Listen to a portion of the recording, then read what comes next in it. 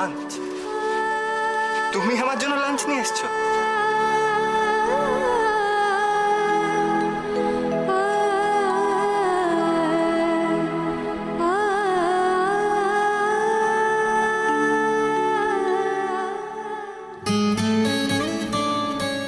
কিরে, কিছু খাচ্ছিস না যে?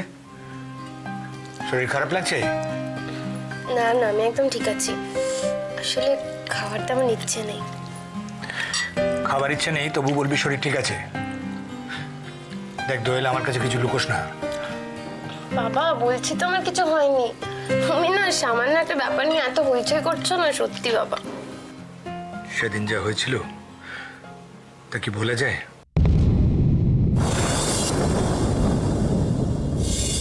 শোন দোয়েল, একটু চেষ্টা কর, সামান্য কিছু মুখে দে।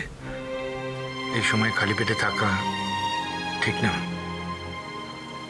আচ্ছা দোয়েল, ওই ডক্টর সৎপতি যে গাইনোকোলজিস্টের কথা বলছিলেন, চল না একদিন গিয়ে দেখিয়ে আসি। সামান্য একটা ব্যাপার নিয়ে তুমি এত ব্যস্ত হও না বাবা, আমি ঠিক আছি। দেখিস বাবা, আবার কোনো বিপদ বাধাস না। সেদিন যা ভয় পেয়ে গিয়েছিলাম, এখনো ভাবলে আমার গায়ে কাঁটা দিয়ে ওঠে। কি উত্তর দিতাম বলতো রুদ্রকে? থাক না বাবা এসব কথা। কেন থাকবে কেন? ওরে, যার জিনিস তার ঠিকই দরদ আছে। রুদ্র ফোন করেছিল আমায়। তুই অসুস্থ শুনে কি চিন্তা তার, কত প্রশ্ন। আমি ডক্টর সৎপতির কথা বললাম ওকে। কোথায় বেরিয়েছিলে? প্রয়োজন না থাকলে তোমায় জিজ্ঞেস করতাম না। তুই কোথায় বেরিয়েছিলে? সারাদিন একা একা থাকিস, এ সময় সন্ধ্যাটাও যদি সব সময়ের জন্য থাকতো। সবারই তো সংসার আছে বাবা, তুমি অত চিন্তা করো না, আমি একদম ঠিক আছি। ও হ্যাঁ, তোর মীরামাও ফোন করেছিল, তোর খোঁজ খবর নিচ্ছিল। মীরামা ফোন করেছিল?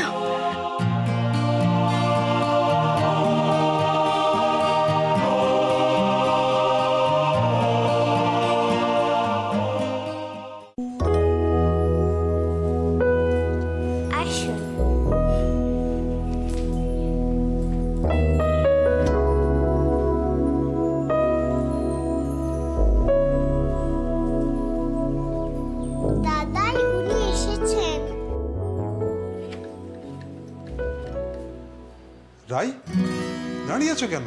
ভেতরে এসো। না না ঠিক আছে, আসলে অনেক দিন হলো আপনার দেখা নেই তো, তাই খুব চিন্তা হচ্ছিল। আজ ভাবলাম আপনার খোঁজ নিয়ে তবে বাড়ি ফিরবো। খুব ভালো করেছো। তা বাড়ি খুঁজতে কোনো অসুবিধা হয়নি তো? না না তেমন কিছু না। এখানে যাকেই আমার নাম বলবে আপনাকে সোজা পৌঁছে দেবে। হাসো কেন? এখানে তো সবাই আমার নাম জানে। সে তো চিনবেই, তোমার মতন এরকম একটা মিষ্টি মেয়ে আর কটা আছে। জানো রাই, তোমার মাসিমা না কদিন ধরে খুব অসুস্থ, তাই আমি বাইরে বেরোতে পারিনি আর কি। মাসিমার শরীর খুব খারাপ? কোথায় উনি? এসো না, এসো।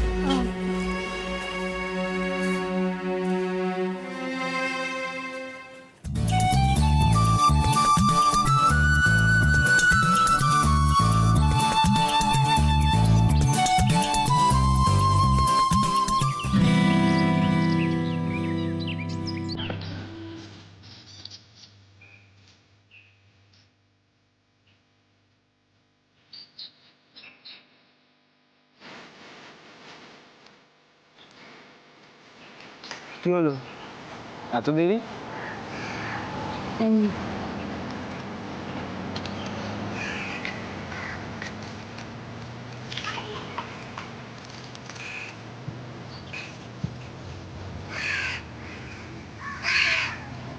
কি হয়েছে?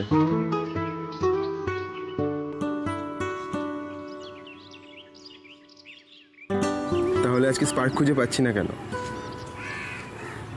দুপুরি রাজকন্যার মতো মুখ করে আছো কেন? এত সিরিয়াস মুখ কিন্তু তোমাকে মানায় না। প্লিজ একটু হাসো।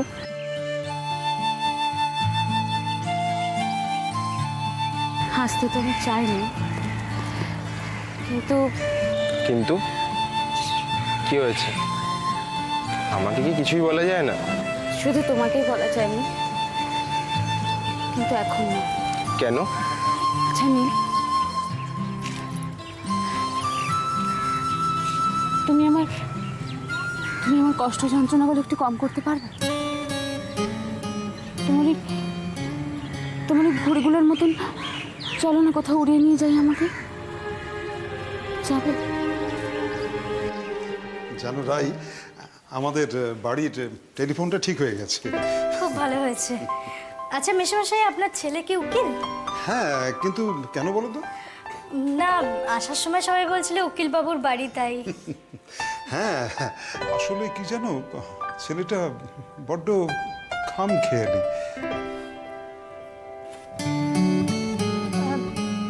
পূজার মা কোথায়? ওনাকে তো দেখছি না।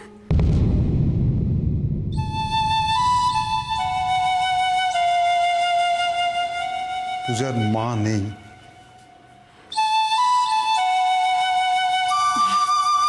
এসো আমার কাছে, আমি আসি। আন্টি তুমি আবার কবে আসবে? আসবো খুব শিগগিরই। ঠিক আছে, আজ আসি। আসছি মেশামশাই। হ্যাঁ, আবার এসো। হ্যাঁ, আচ্ছা।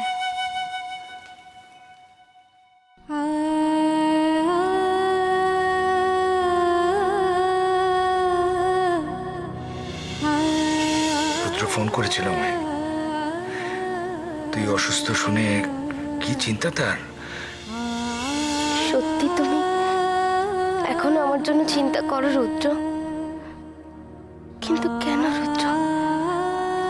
আমি তো তোমাকে মুক্তি দিয়েছি, তাহলে এখন এসবের মানে কি?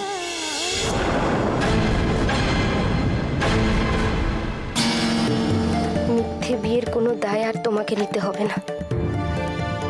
জোর করে আমি তোমাকে পেতে চাই না। এতদিনে এইটুকু শিখেছি আমি, জোর করে বিয়ে করা যায়, কিন্তু ভালোবাসা পাওয়া যায় না। তুমি আমাকে ভুল বুঝছো দোয়েল। তোমার মতো নিজ মনের মানুষের ভালোবাসা আমি চাই না। আজ বুঝেছি, ভালোবেসে তাকে হারানোর কি যন্ত্রণা। একদিন না বুঝে কৃষাণুকে যে কত দুঃখ দিয়েছি আমি, এ কি তারই ফল? সেই পাপে কি আমার সমস্ত স্বপ্ন ভেঙে গেল? না না, তাহলে কি সব কিছুর জন্য আমি দায়ী? আমার স্বামী, ঘর, সংসার সবকিছু থাকা সত্ত্বেও আজ আমি একা, একেবারে একা।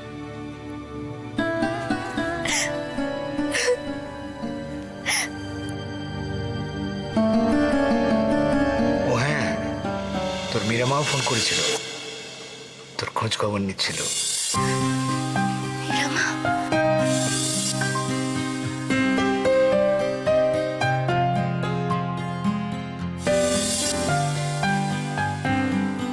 মীরা সত্যি আমাকে খুব ভালোবাসে।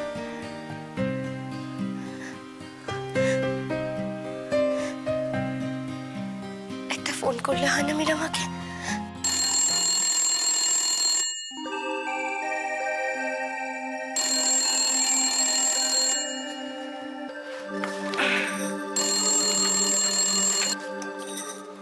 হ্যালো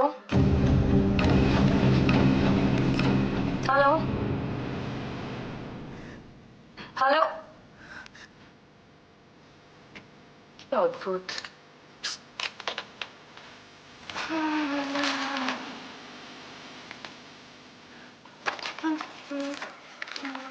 তো চা। থ্যাংকস মা।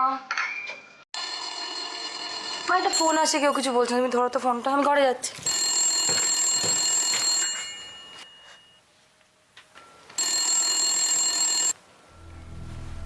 হ্যালো, আমাকে ভুলে গেছো মীরামা? দোয়েল, মনে পড়ে না আমার কথা? কি করে ভাবলি যে তোর মীরামা তোকে ভুলে যাবে? মা কি কখনো সন্তানকে ভুলে যেতে পারে রে? কেমন আছিস বাবা? ভালো। মিথ্যে কথা, মোটেই তুই ভালো নেই। ঘর সংসার ছেড়ে কেউ ভালো থাকতে পারে? ফিরে আয় দোয়েল, এবারে ফিরে আয়। ফিরে যাব? কার কাছে ফিরে যাব মীরামা? এখনো এত অভিমান? হ্যাঁ রে, স্বামী স্ত্রীর সাত পাকের বাঁধন কি অত সহজে খুলে ফেলা যায়? বাঁধনের জোরে কাউকে আটকে রাখা যায় মীরামা, আর জোর করে ভালোবাসাও পাওয়া যায় না। মাঝখান থেকে আমার জন্য রুদ্রও সুখী হতে পারছে না, বরং এই ভালো। বাহ, সকলের কথা ভাববি, তোর কথাটা কি ভাববে বল? কেন? তুমি তো আছো। হ্যাঁ, আমি তো আছি, তবে কি জানিস তো, আমি তো এই সংসারে কর্তৃত্বহীন কর্ত্রী। নাহলে এত অন্যায় অবিচারের মুখ বন্ধ করে সহ্য করতে হয়? মীরামা, ঠিকই বলছি রে। তবে কি জানিস তো, যেখানে যত দূরেই থাকি না কেন, সব সময় কিন্তু তোর মঙ্গল কামনাই করব। দোয়েল, এই দোয়েল, দোয়েল চুপ করে আছিস কেন? সত্যি করে বলতো, তোর শরীর এখন কেমন আছে? আমি ভালো আছি মীরামা, একদম ঠিকঠাক। কিছু না, ওই একটু অ্যাসিড হয়ে গেছিল, এখন একদম ফিট। তুমি একদম চিন্তা করো না। আরে বিশ্বাস না হলে তুমি বাবার কাছ থেকে শুনে নিও। যাক বাবা, ভালো। শোন শোন, একটু শরীরের যত্ন নে, হ্যাঁ? নিজের দিকে একটু খেয়াল রাখ বাবা। এখন ছাড়ো আমার কথা, এবার বলো তোমরা কেমন আছো? এই চলে যাচ্ছে, দিন কেটে যাচ্ছে। রুদ্রটাই শুধু। মীরামা, ঠাকুর কথা আমি জানি, ও ভালোই আছে। না রে, তোর ধারণা ভুল। ঠিক বলেছ, আমার জীবনটা তো ভুলেই ভরা। শোনো না, আজ রাখি, আবার পরে কথা হবে, কেমন? ভালো থেকো। ভালো থাকিস বাবা। বাই।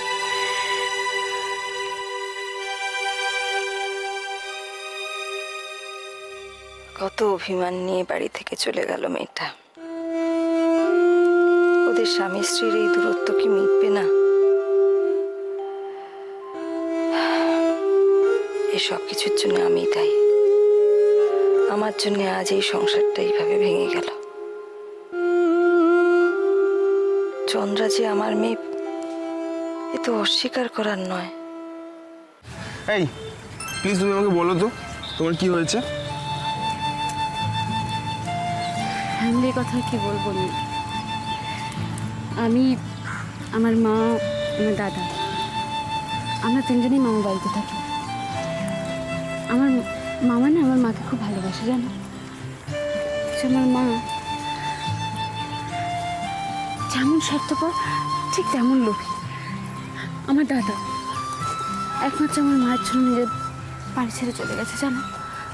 আমাকে যারা যারা ভালোবাসে সবাই সবাই বাড়ি ছেড়ে একে একে চলে গিয়েছে। আর এই সব কিছুর জন্য দায়ী শুধুমাত্র আমার মা। তুমি জানো না মেয়ে, ওর মহিলার সঙ্গে থাকা অসম্ভব ব্যাপার, অসম্ভব। উনি সবসময় কী করে নিজের ভালো হবে, কী করে নিজে ভালো থাকবেন, সবসময় এই চিন্তা করেন। এখন না, এখন কীরকম বাড়িতে ঢুকলে না, তো আমার কি আসে জানো, মনে হয় খুব একা, আমি খুব একা। এই এভাবে চোখের জল ফেলো না, আমি তো আছি। আমার বন্ধু হবে নি? আজ থেকে আমরা বন্ধু। তোমার সমস্ত ভালো লাগা, খারাপ লাগা, কষ্ট, বেদনা আমরা সবাই আজকে শেয়ার করব। মন খারাপ হলে আমাকে ফোন করবে, সঙ্গে সঙ্গে হাজির হয়ে যাবো। তারপর তুমি চাইলে কোনো এক সাধারণ ছেলে তার রাজকন্যাকে নিয়ে কোনো দূর দেশ পাড়ি দেবে। সরি।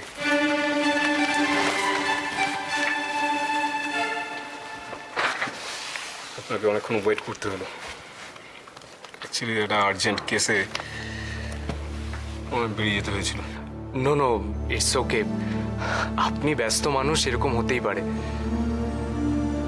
মিস্টার সিনহা, সন্দীপ তার জামিনটা পাবে তো? আমার তো পেপারস সব রেডি আছে। সন্দীপ বাবুর সঙ্গে কথা বলে আমি সমস্ত কাগজপত্র রেডি করে রেখেছি। তাহলে আপনার এখন কি মনে হচ্ছে সন্দীপ দা? দেখুন মিস্টার ময়ূক, আমি ওনাকে জামিনে ছাড়া পাওয়ার সমস্ত রকম ব্যবস্থাই করছি। Thank you mister Sinha, thank you very much. তবে একটা কথা, কেসটা যতদিন না মিটছে সন্দীপবাবু কিন্তু বাইরে কোথাও যেতে পারবেন না, এবং আমার ধারণা যে কেসটা বেশ কিছুদিন চলবে। জানি কেসটা খুবই ক্রিটিক্যাল, এত সহজে সব কিছু মিটবে না।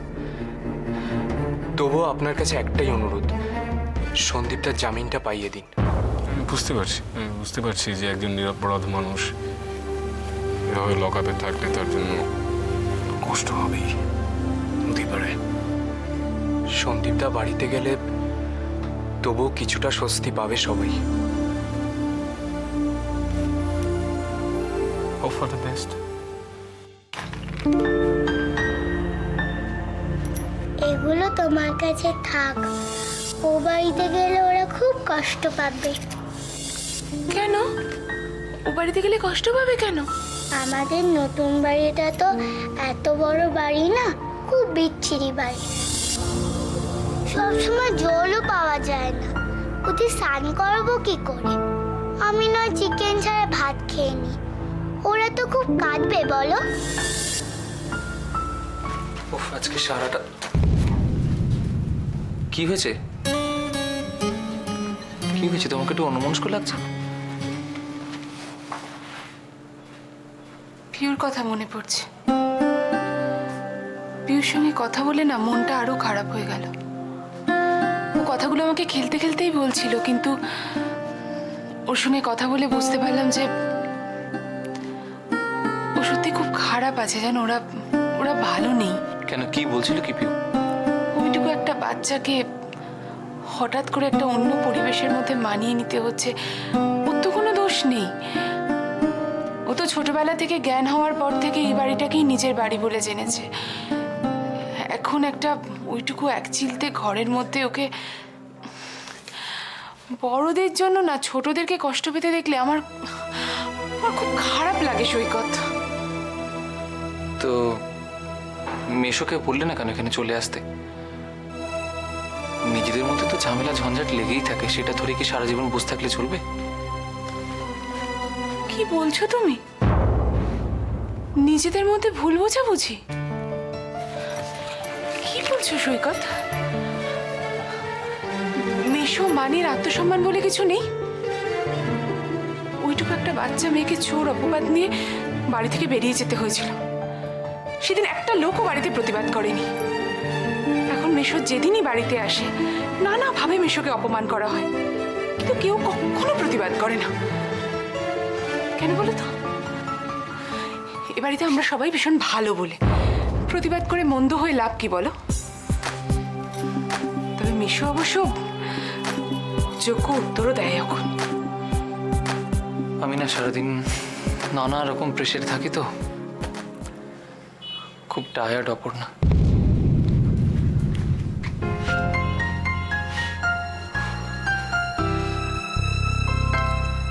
আই এম সরি, চা কফি কি খাবে বলো? না না, আমি কিছুই খাবো না, কিছু লাগবে না। আসলে এই সন্দীপটার যতদিন না কিছু হচ্ছে আমার কিছু ভালো লাগছে না, কিচ্ছু না। ভালো কথা। আমার তোমার সঙ্গে একটু কথা ছিল। হ্যাঁ বলো। আমি একটু তোমাদের নার্সিং হোমের চন্দনবাবুর সঙ্গে কথা বলতে চাই।